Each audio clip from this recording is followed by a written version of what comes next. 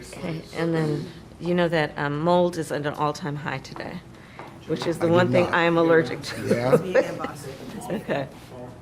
Pollen is down, mold is up. mold is up. You know, I know that as a matter of fact, because I was watching CBS this morning. There you go. Little stream. Now that I think about it. Learn something new every day. Indeed. See you, Chris? I'm gonna just snap it once. Good? Yep. Coming around. Don? Yeah, Got it on both? okay, so we need to clear the background. Good, Don? Yes. No problem. Just do what you need to do.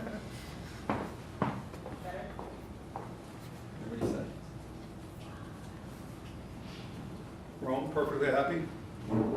Everybody happy? Oh, you're supposed to wear- Good? I'm good. All right. Well, Madam Vice President, one, thank you for doing this. Of course. And thank you for inviting us into your home. Of course. We're going to be running this on the anniversary of the Hamas attack Yeah. on Israel. October 7th. So let's just start with Hang on Israel. 1 second, Bill. Yeah. Sorry, we had someone in the background. I'm afraid you're gonna have to re-ask that. Okay, whoever's in the dining room? It was me. Okay. So yeah, just to start with Israel. Okay. The events of the past few weeks have pushed us to the brink, if not into, an all-out regional war in the Middle East. What can the U.S. do at this point to stop this from spinning out of control? Well, let's start with October 7, because obviously what we do now must be in the context of what has happened. And as I reflect on a year ago, and that 1,200 people were massacred, young people at a festival, at a music festival. 250 hostages were taken, including Americans. Women were brutally raped. And as I said then, I maintain Israel has a right to defend itself, we would, and how it does so matters. And as we fast forward into what we have seen in the ensuing weeks and months, far too many innocent Palestinians have been killed. And we know that, and I think most agree, this war has to end. And that has to be our number one imperative. And that has been our number one imperative. How can we get this war to end? Well, critical elements of that are we have got to get a hostage deal and a ceasefire deal done. We have to get aid in. We have to lay the path toward a two-state solution. I do believe that we must maintain that as an objective, no matter how out of reach it seems at the moment. And the work that we have to do is also pay attention to what is happening every day in the region and put U.S. resources into everything we can do diplomatically and otherwise to de-escalate what is happening in the region. We supply Israel with billions of dollars in military aid. And yet, Prime Minister Netanyahu seems to be charting his own course. The Biden administration, the Biden-Harris administration, has pressed him to agree to a ceasefire. He's resisted. You urged him not to go into Lebanon. He went in anyway. He has promised to make Iran pay for the missile attack, and that has the potential of expanding the war. Does the U.S. have no sway over Prime Minister Netanyahu? Well, let's start with this. On this subject, the aid that we have given Israel allowed Israel to defend itself against 200 ballistic missiles that were just meant to attack the Israelis and the people of Israel. And I think that is the most recent example of why what we do to assist in their defense around military aid is important. And when we think about the threat that Hamas, Hezbollah presents, Iran, I think that it is without any question, are imperative to do what we can to allow Israel to defend itself against those kinds of attacks. Now, the work that we do diplomatically with the leadership of Israel is an ongoing pursuit around making clear our principles, which include the need for humanitarian aid, the need for this war to end, the need for a deal to be done which would release the hostages and create a ceasefire. And we're not going to stop in terms of putting that pressure But on it's- Israel and in the region, including with other leaders in the region, including Arab leaders. But it seems that Prime Minister Netanyahu is not listening. The Wall Street Journal said that that your administration has repeatedly been blindsided by Netanyahu. And in fact, he has rebuffed just about all of your administration's entreaties. Well, Bill, the work that we have done has resulted in a number of movements in that region by Israel that were very much prompted by or a result of many things, including our advocacy for what needs to happen in the region. And we're not going to stop doing that. We're not going to stop pursuing what is necessary for the United States to be clear about where we stand on the need for this war to end. Just one last, do we have a real close ally in Prime Minister Netanyahu? I think, with all due respect, the better question is, do we have an important alliance between the American people and the Israeli people? And the answer to that question is yes. And we are going to do what is important to support whatever leadership is in Israel that is defending the security of the state of Israel. Let's shift gears here. Most basic of questions. Why do you want to be President of the United States? There are many reasons, but probably first and foremost, I truly believe in the promise of America. I do.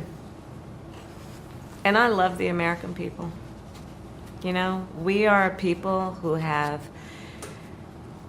ambition and aspirations and dreams and optimism and hope. If you look at the character of who we are and how we have achieved the strength that we have achieved, I believe in large part it is because of our character and our belief in the promise of America. And I'm running for president because I want to do everything that is possible to create an opportunity for people to achieve those goals, those ambitions, and those dreams. And that is why you will hear me talk about my plan for an opportunity economy, to invest in what we can do, not only to bring the cost of living and prices down for folks, because even though we've achieved a lot of success, prices are still too high. You know it, I know it. But what we can do to invest in the innovation that is happening in startups and our small businesses, what we can do to invest in the industries of the future, what we can do to maintain America's strength in the global context. But that's why you want to run. That's why you want to be That's why I'm president. running. That and some other reasons. But you're asking the American people to make you the most powerful person on the planet. Mm-hmm. Why do you deserve the American people's votes? Well, first of all, I have a career and a history of being very clear that I think of my role of leadership, and in particular now for the last 4 years as vice president and moving forward as president, if the voters will have me, as being a leader on behalf of all Americans. As you know, I spent the majority of my career as a prosecutor. And I'm going to tell you, I never asked a victim of crime, a witness, whether they were a Democrat, are you a Republican, are you an independent. The only thing I ever asked folks is, are you okay? And I believe that America deserves a leader who works on behalf of all Americans and understands the importance of knowing that the vast majority of us have so much more in common than what separates us. And my career and my work has always been about being grounded in common sense approaches to getting things done. And when it comes to what we need to do as it relates to national security, we just had that conversation. That includes understanding and respecting the power and the strength of the United States of America and our then responsibility to be a global leader, to nurture and strengthen our alliances around the world, to respect the U.S. military and its most noble mission, to do the work of appreciating alliances, be it NATO or others, to do the work of pursuing diplomacy when it is in the best interest of our national security and prosperity.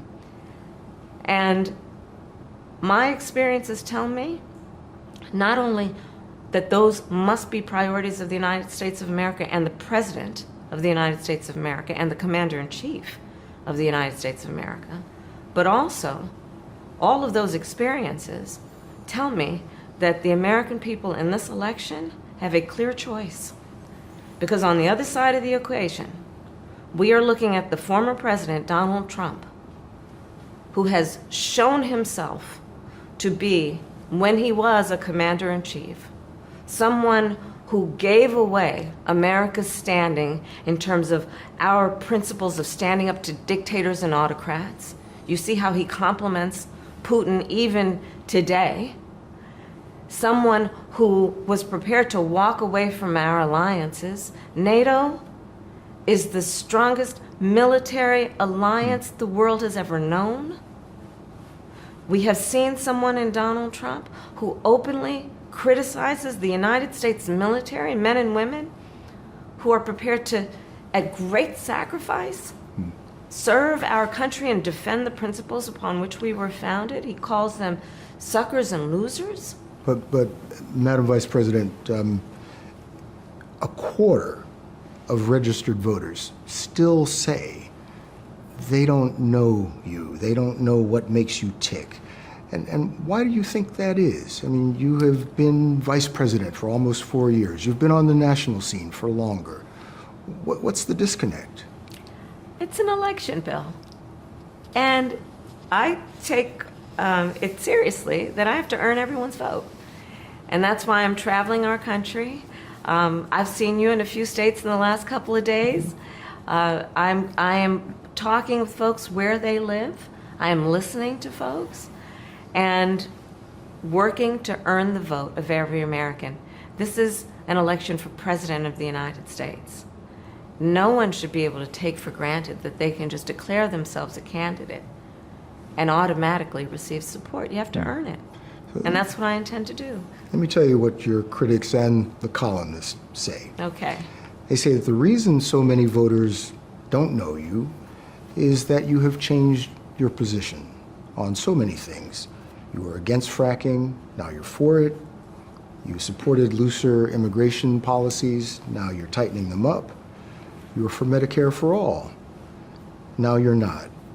So many that people don't truly know what you believe or what you stand for. And I know you've heard that. So let's be clear. First of all, a lot of the positions that you were talking about have been discussed and dispensed with in 2020, 4 years ago.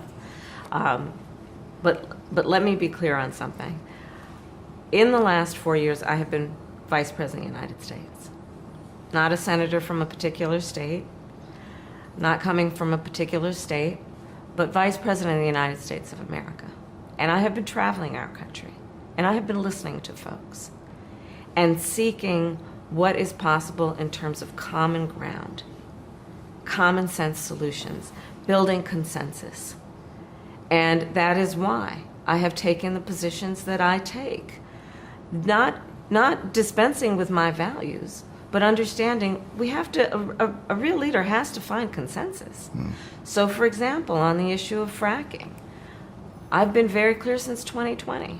I will not end fracking. I did not as vice president. In fact, as vice president of the United States, I cast the decisive vote. I broke the tie in Congress that now allows more leases for fracking.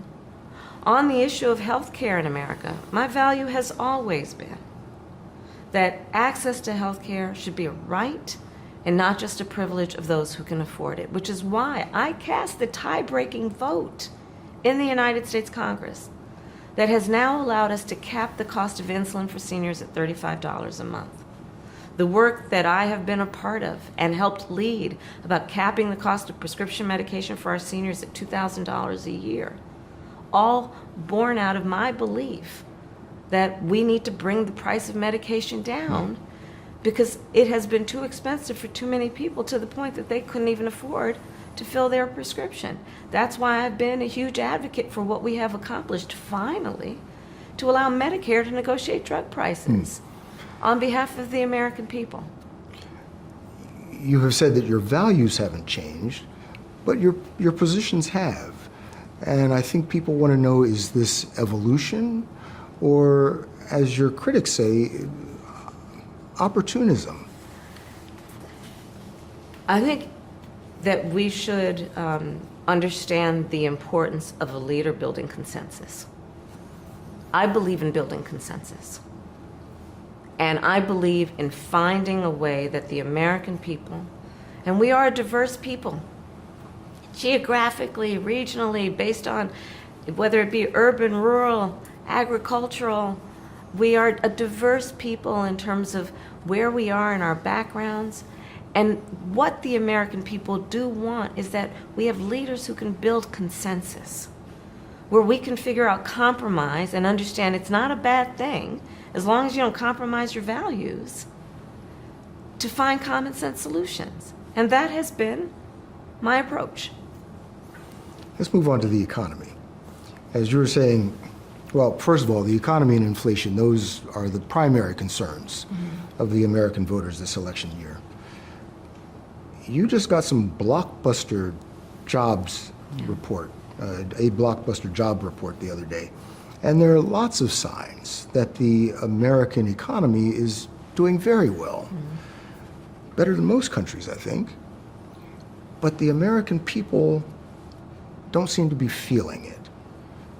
Groceries are 25% higher than when you took office. And people are blaming you and Joe Biden for that. Are they wrong? So you are correct that under our leadership, the United States of America has recovered and is stronger than any other so-called developed nation in the world, in particular after the crisis that was the pandemic. And understand, we came into office facing a disaster in large part because of the mismanagement of the former president, Donald Trump, where the economy was in a slump. People were dying by the hundreds. It was a real crisis.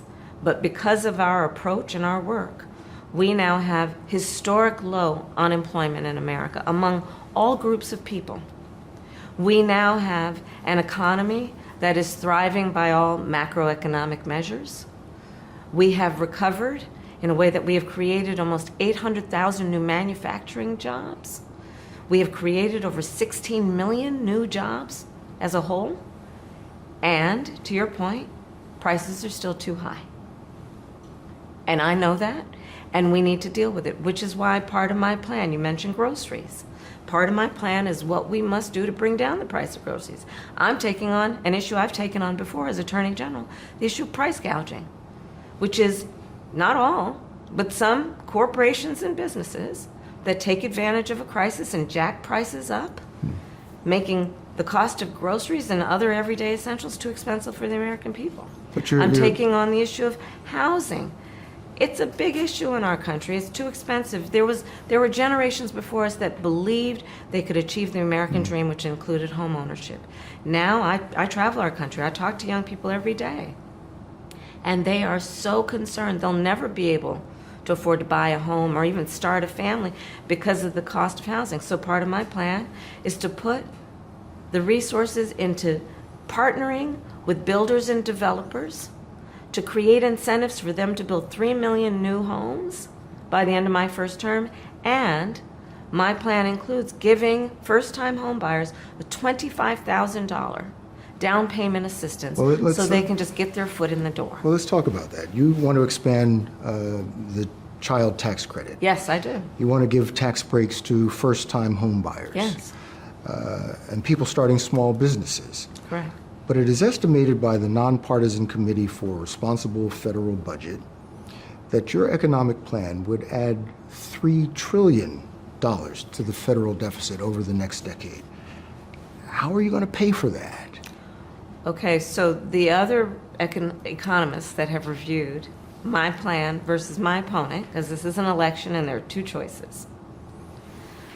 Everyone from Goldman Sachs to Moody's to 16 Nobel laureates. So on the first point, comparing my economic plan to Donald Trump's economic plan, they have reviewed it and determined that my economic plan would strengthen America's economy, his would weaken it.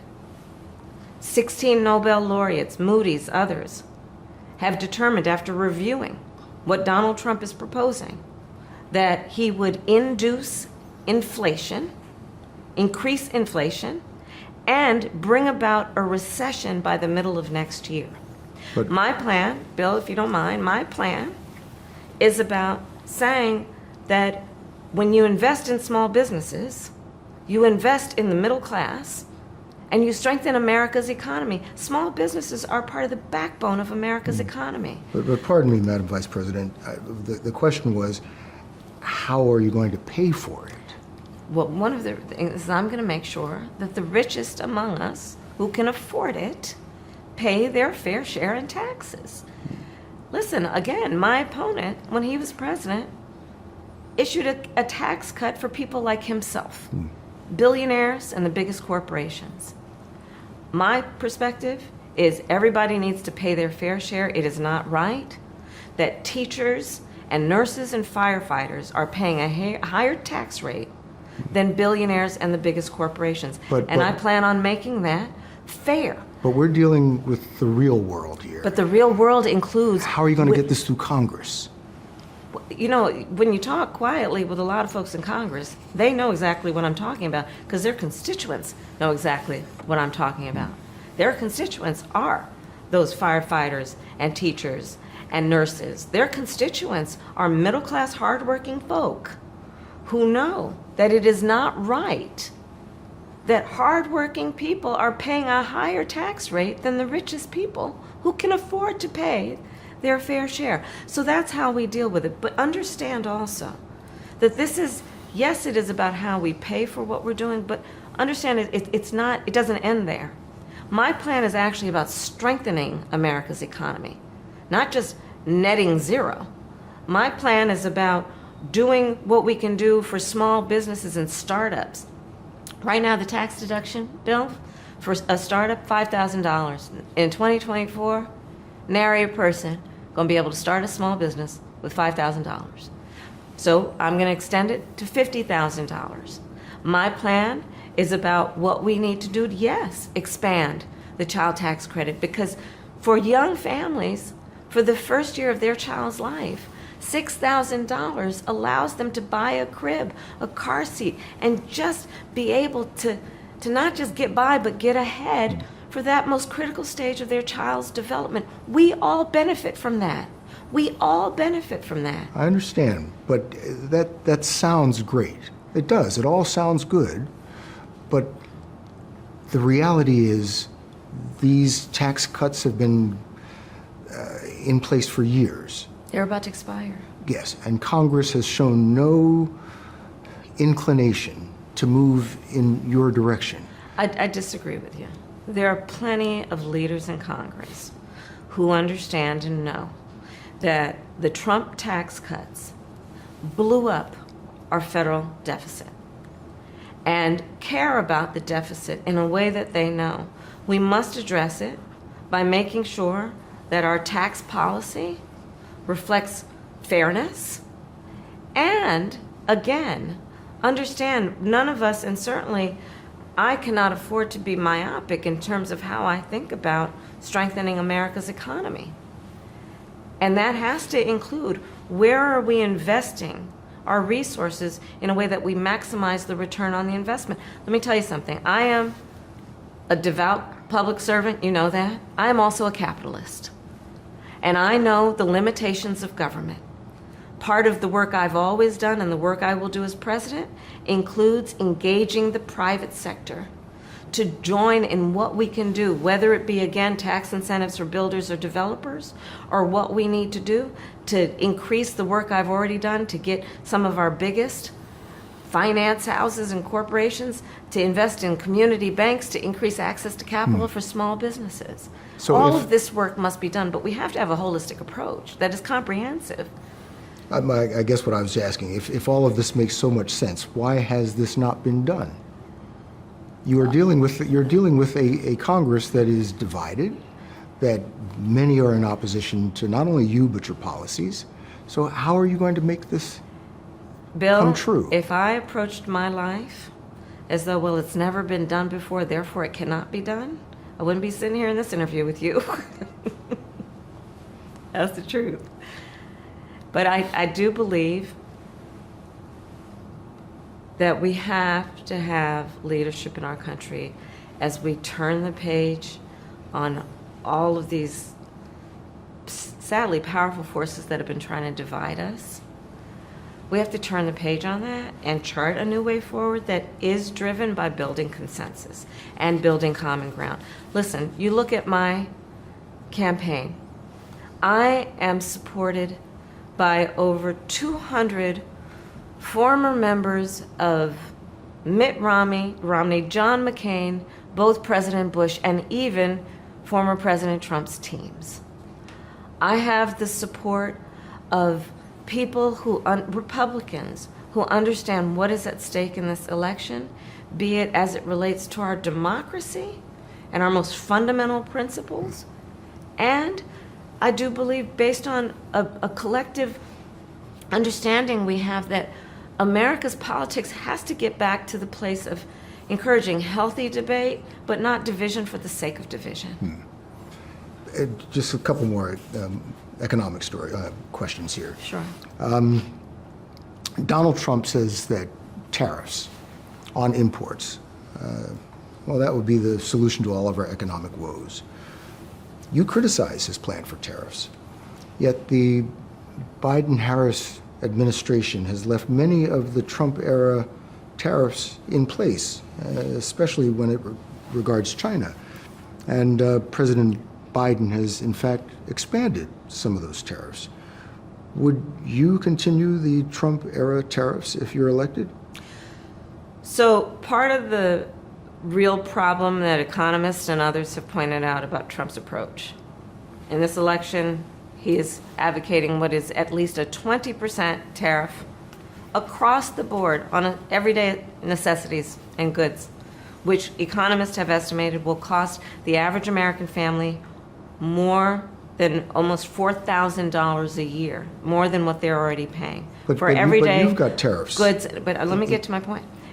On everyday goods, so a across the board blanket policy on tariffs for everyday goods and necessities. Tariff policy we cannot afford to have that is just a blind policy without looking at what we are talking about and what will it induce, what will it incentivize. On the point about China, look, America has to win the competition for the 21st century as it relates to China. And we need to have policy that includes investing in America, investing in American workers, investing in American manufacturing, investing in American supply chain. And that is, I believe, smart and important policy, not only for the sake of our security, but also our prosperity. So let's move on to immigration. You recently visited the southern border and embraced President Biden's recent crackdown on asylum seekers. And that crackdown produced an almost immediate and dramatic decrease in the number of border crossings. And you said you would take it even further. If that's the right answer now, Why didn't your administration take those steps in 2021? So we came into office, and almost hours, Bill, after our inauguration, the first bill we proposed to Congress was to fix our broken immigration system, knowing that if you want to actually fix it, we need Congress to act. It was not taken up. Fast forward to a moment when a bipartisan group of members of the United States Senate, including one of the most conservative members of the United States Senate, got together, came up with a border security bill, which I support. Well, guess what happened? Donald Trump got word that this bill was afoot and could be passed, knowing that it could fix part of the problem, and he wants to run on a problem instead of fixing a problem, so he told his buddies in Congress, kill the bill, don't let it move forward. But Madam Vice President, I've been covering the border for years. And so I know this is not a problem that started with your administration. Correct. But there was an historic flood of undocumented immigrants coming across the border the first 3 years of your administration. As a matter of fact, arrivals quadrupled from the last year of President Trump.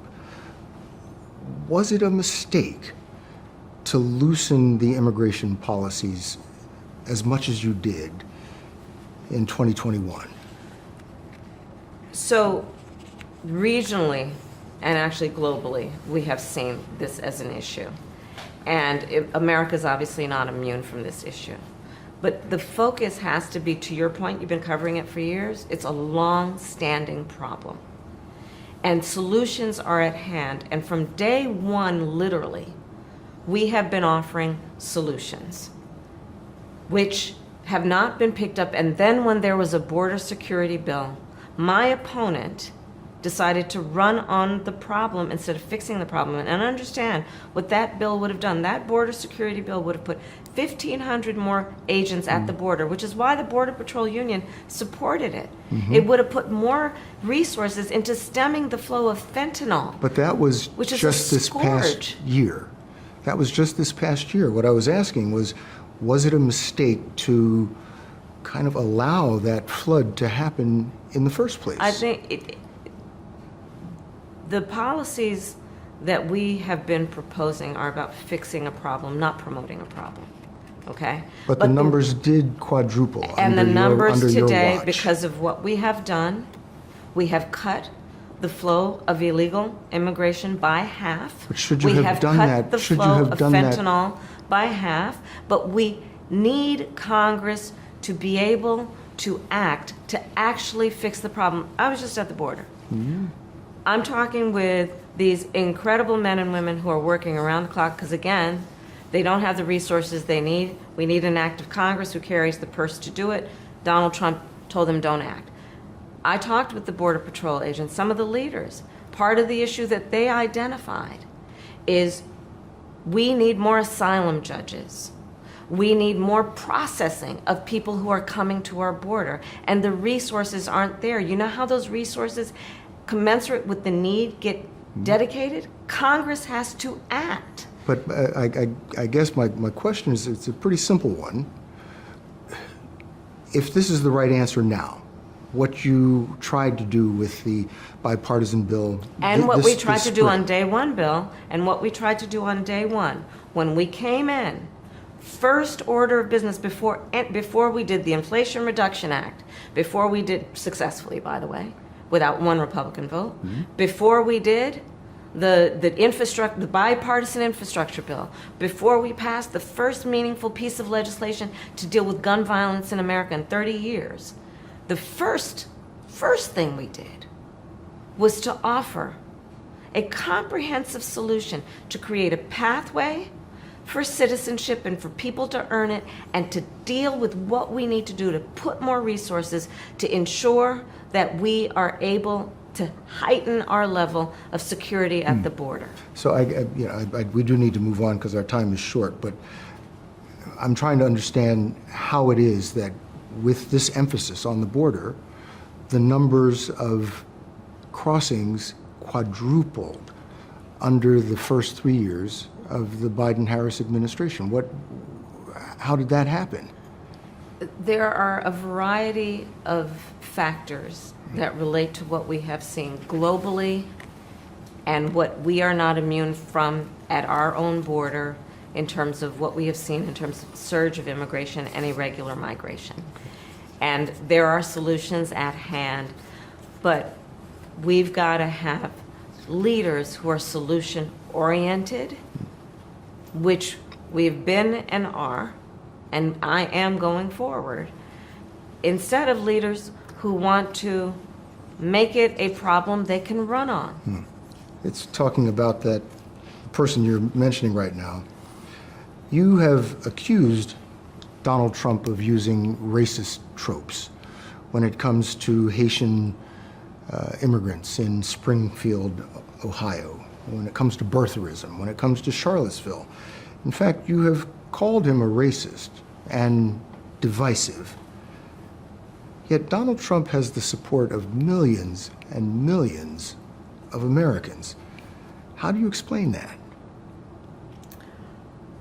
So let's just break down what you just talked about and talk about it in the context of the words that Donald Trump has spoken and the actions he has taken, and whether that is reflective of who we are as Americans, knowing we have so much more in common than what separates us. We have a former president who wants to be president again, who has a bouquet of microphones in front of him, who has said the most vile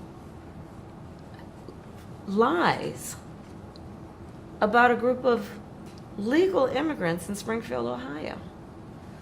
And if I may, Bill, let me just say something. You know, from the time I was a prosecutor to attorney general to now vice president, I learned very early in my career, when the voters bestow on you the authority to have these positions, you must be very thoughtful about how you use that microphone in front of you. And, you know, when I was attorney general, the words I spoke could move markets. So the idea that the former president, who again is running to be president, would use that microphone in a way that is about vilifying and demeaning a whole population of people. You know what has happened because of that? One day when this happened was a school day, picture day for an elementary school. Picture day.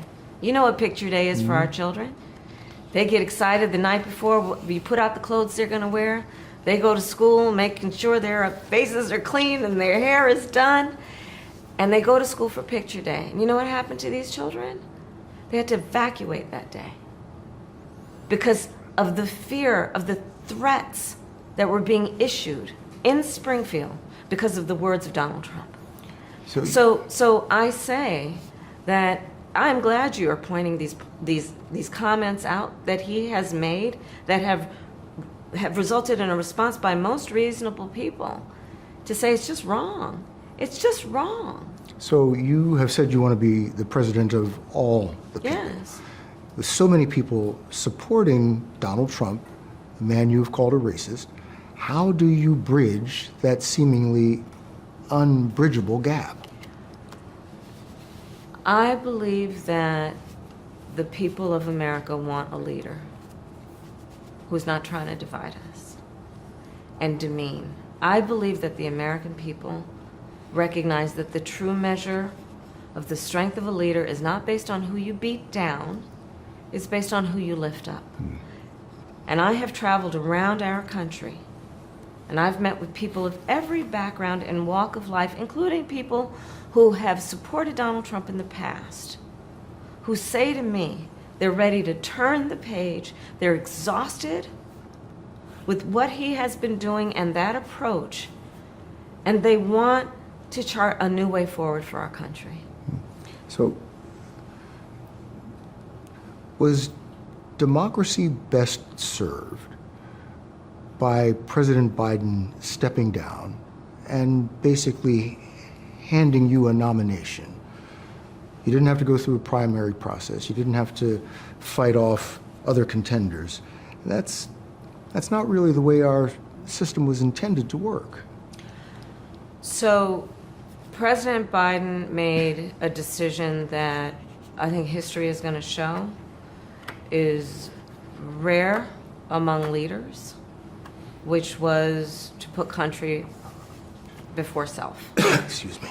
And I am proud to have earned the support of the vast majority of delegates and to have been elected the Democratic nominee to be Vice President of the United States. I am honored to have received the support and endorsement of over 200 Republicans who served in the last 3 Republican presidential administrations. I am proud to have earned the support of leaders of our national security community. I am proud to have received the endorsement of leaders around this country from every background and walk of life to fight in this election over the next month for our democracy and the principles upon which it stands. What is at stake in this election? You mentioned our democracy, is whether we are a nation that abides by and respects the rule of law, and that we have a president who is the champion of following and respecting and upholding rule of law. But I would Not think that- someone who has been convicted of 34 felonies, who tried to overturn the free and fair election, which was the will of the people on January 6th. Not someone who has said he would be a dictator on day one. Not someone who has said, and these are his words, he would terminate the Constitution of the United States of America. But I think this truncated process is why people think or say they don't really know who you are. Well, Bill, there's no question. Look, I've been in this race for 70 days. And there is work to be done. It is without any question a short period of time. There's no question about that, which is why I'm traveling around our country. As I said earlier, I mean, you've seen me. I'm from one state to the next to the next. I don't know how many states I've been in this last week alone. Literally, I've lost count. So it is my responsibility to earn the vote. And I'm going to work to do that. 3/4 of the American voters, or likely voters, say that they are concerned about the possibility of election-related violence. And with 2 assassination attempts against former President Trump, the country seems near a boiling point. What can you do? What should you do to lower the temperature? Well, first, let's start with those attempts, assassination attempts on the former president. I was deeply disturbed, shocked, and shaken, frankly, when they happened. I called the former president to check on him. But it is really important that all of us speak loudly, regardless of who we're voting for, to say our differences have to be settled at the ballot box and not through violence. We cannot lose our soul in terms of who we are as Americans by resorting to violence to settle our differences, much less to make a decision about who's going to be the next president of the United States. Let's hit on some more foreign policy. There's a bug in here. Which foreign country do you consider to be our greatest adversary? Well, there are different reasons that we should be thoughtful about each. Most recently, I think there's an obvious one in mind, which is Iran. And look, I mean, Iran has American blood on their hands, okay? And what we saw in terms of just this attack on Israel, 200 ballistic missiles, what we need to do to ensure that Iran never achieves the ability to be a nuclear power, that is one of my highest priorities. So if you And have that must proof be. that Iran is building a nuclear weapon, would you take military action? I'm not going to talk about hypotheticals at this moment. What about China? China is strongly asserting its dominance, its control of the South China Sea, especially around Yeah. the Philippines.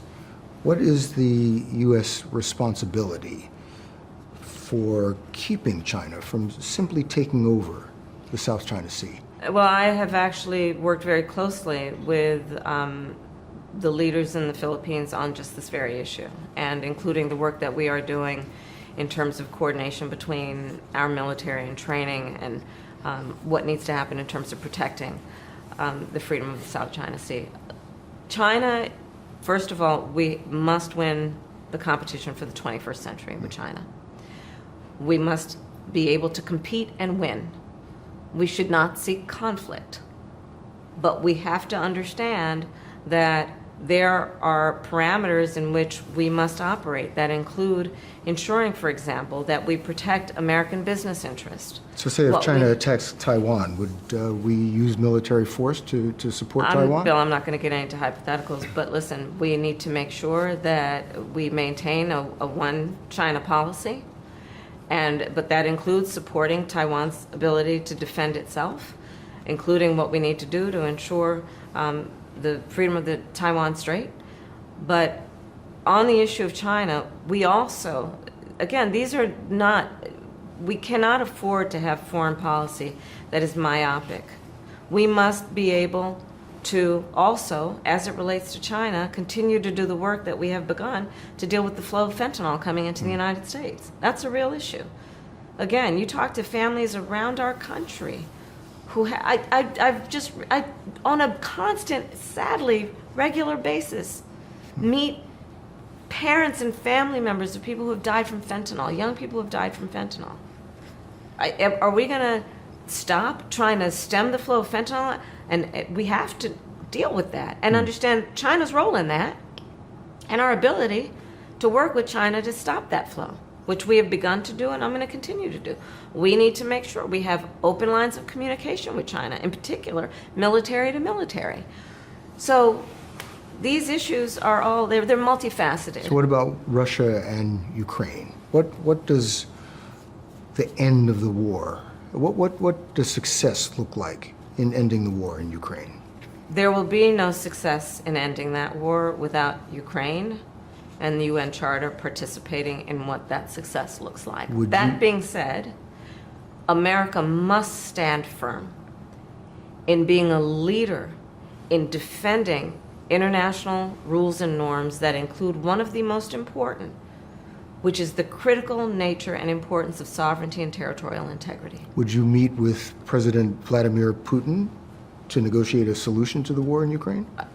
Not bilaterally without Ukraine, no. Ukraine must have a say in the future of Ukraine. How about, as president, would you support the effort to expand NATO to include Ukraine?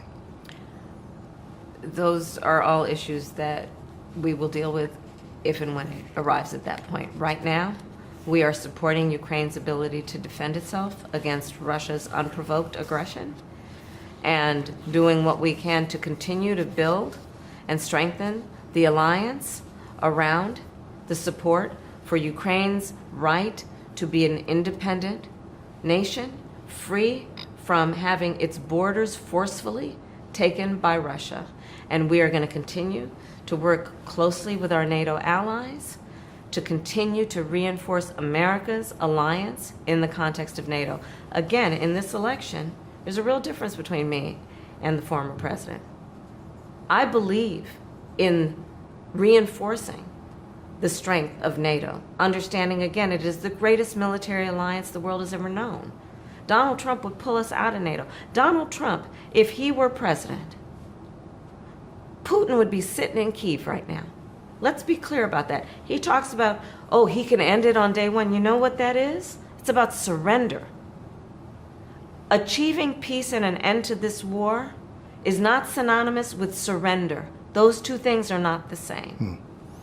It's a hard left turn here, but you recently surprised people when you said that you are a gun owner And then if someone came into your That was house, not the first time I've They would get talked shot. about it. That's not the first time I've talked about it, but it's, So- I mean, I don't talk about it a lot, but so what kind of gun do you own, and when and why did you get it? I have a Glock, and I've had it for quite some time. And I mean, look, Bill, my background is in law enforcement, and so there you go. Have you ever fired it? Yes, of course I have. At a shooting range, yes, of course I have. And to just give you more detail, and I store it in a locked box, and it is safely stored, and as any responsible gun owner does.